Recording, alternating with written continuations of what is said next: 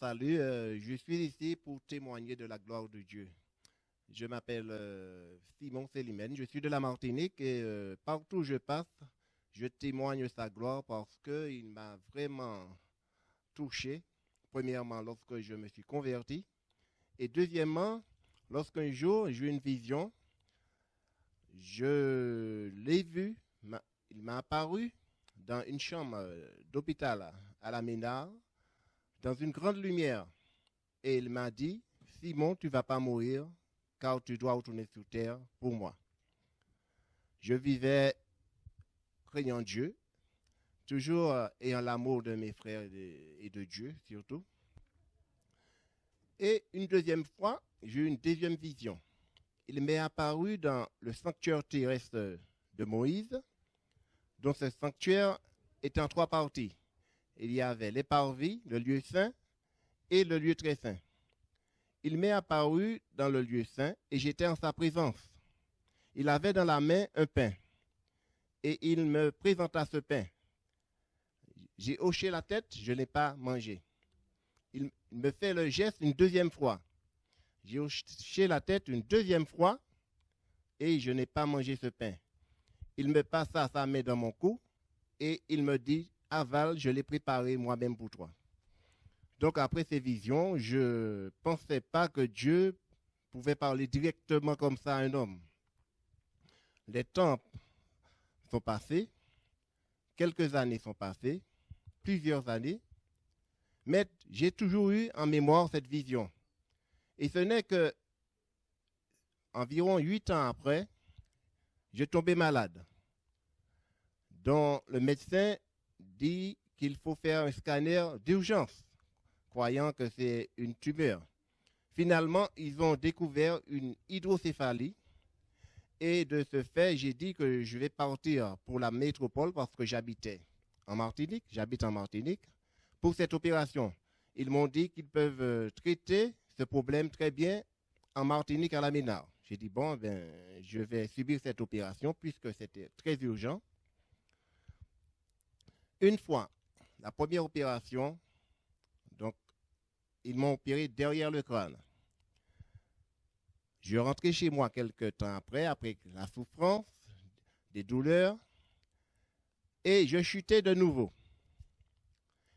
J'ai rechuté et j'ai dû être admis d'urgence à la Ménard en Martinique.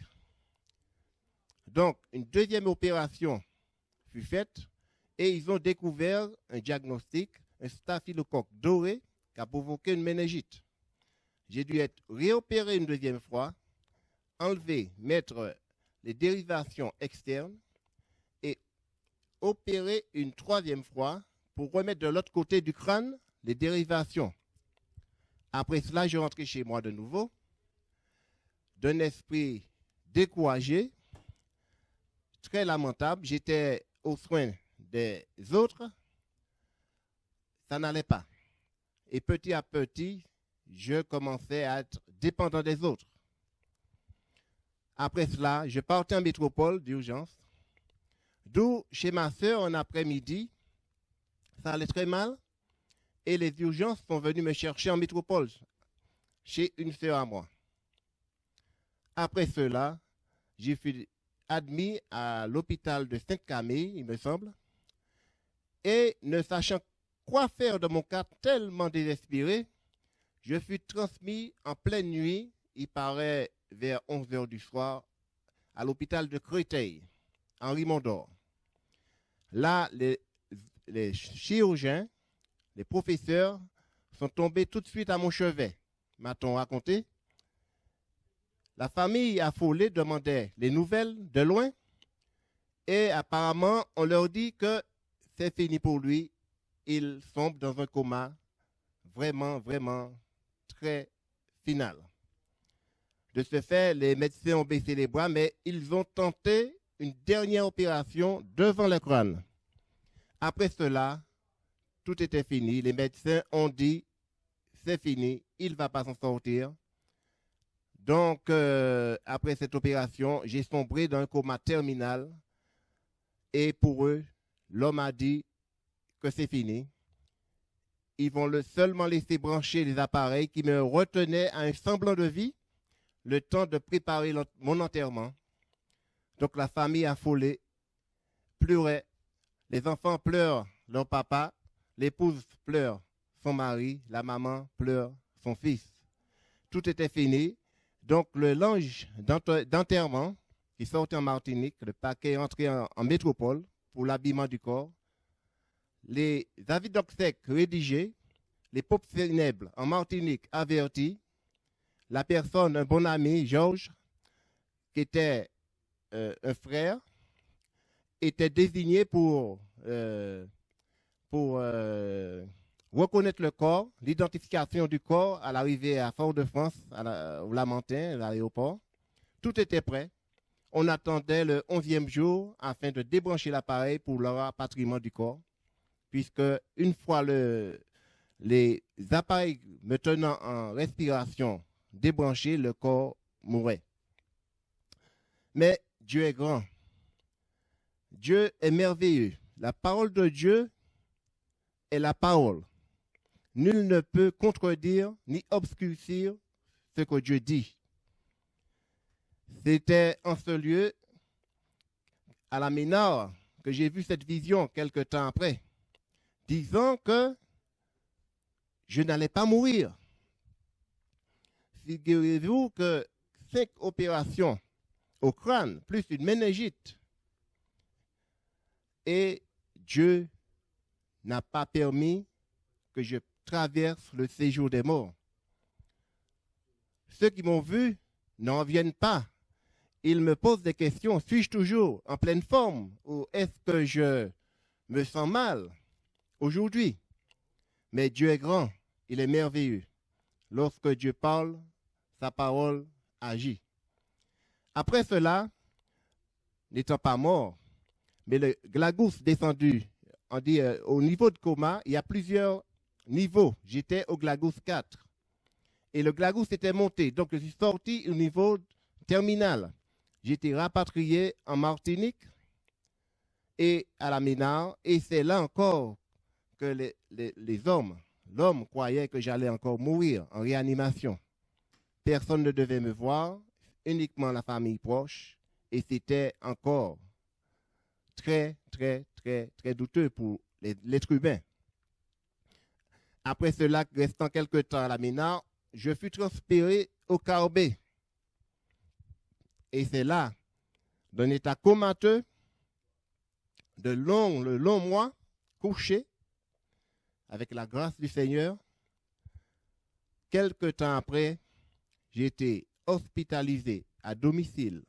Les médecins disant que je resterai soit sur un lit hospitalisé ou une chaise roulante le restant de ma vie. Dieu est grand, Dieu est merveilleux. Dieu n'abandonne jamais ses enfants. Ce qu'il dit s'accomplit. Si la prophétie tarde, attends-la, elle viendra certainement. Et là, quelque temps après, petit à petit, je reviens. J'ai retrouvé mes moyens. Dieu me fait grâce. Dieu m'a donné un corps aussi en forme qu'avant la maladie. J'ai aucune séquelle. Dieu me permet de vivre, de savourer la vie. Et là, j'ai goûté l'amour de Dieu. J'avais entendu parler de lui comme Job lui-même avait dit, mais maintenant j'ai goûté l'amour de Dieu. Tous ceux qui croient que tout est perdu, non, avec Dieu, rien n'est perdu. J'ai compris que Dieu se manifeste. J'étais religieusement assis. Nous écoutons une religion, mais Dieu parle à ses enfants. Dieu a dit, vos jeunes gens ont des visions, vos vieillards des songes. N'est-ce pas Dieu qui dit cela? Maintenant, Dieu m'a révélé pas mal de choses. Et je le dis aujourd'hui, puisque j'ai l'occasion de le dire. Dernièrement, j'étais dans un profond sommeil. Et Dieu me montra la statue de Nebuchadnezzar. Et il me montra que la petite pierre qui va frapper cette statue est déjà détachée. C'est quelque chose. Je sortis du sommeil, je parle en langue. Je fus ému. Ma femme près de moi me regarda et dit, Simon, ce que tu as vu était grave. J'ai dit oui. Et ce que je le dis aujourd'hui, si Dieu m'a prêté vie, que tous ceux qui écoutent ce témoignage, ceux qui m'ont vu pourront témoigner encore davantage, puisqu'ils m'ont vu que j'étais la mort personnifiée. J'étais comme un squelette sous le lit. De 85 kilos, je suis descendu à 45 kilos. Je ne sais pas si vous imaginez la personne qui était sur le lit.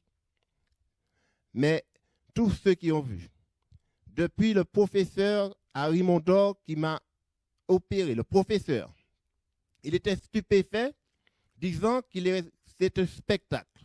J'ai retrouvé tous mes moyens pour lui. Il a dit c'est un rétablissement spectaculaire. Il est resté un spectacle de ce qu'il a accompli puisque lui-même ne comprend pas.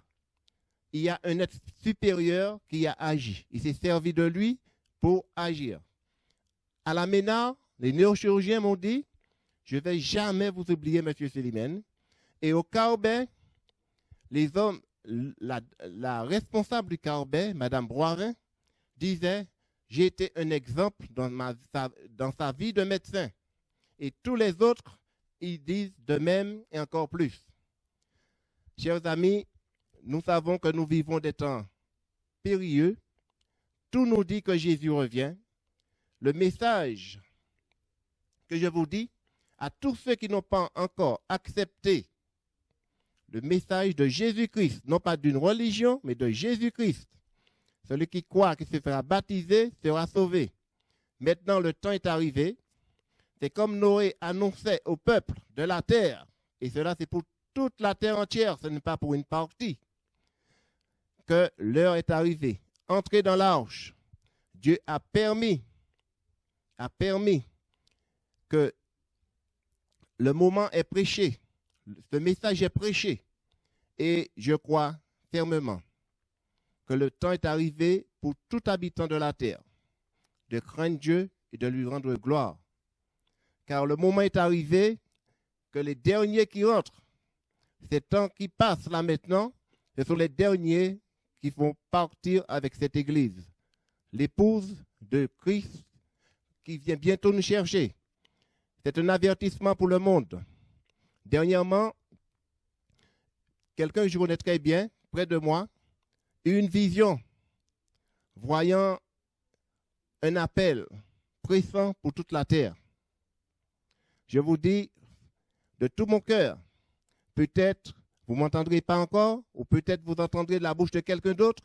Préparez-vous, car le temps est plus proche qu'on le pense. À Dieu soit la gloire, que tous ceux qui entendent ce message se préparent par les eaux du baptême, non pas dans une religion, mais rentrent en relation avec Christ, qui est le chemin, la vérité et la vie. À Dieu soit toute la gloire. Amen.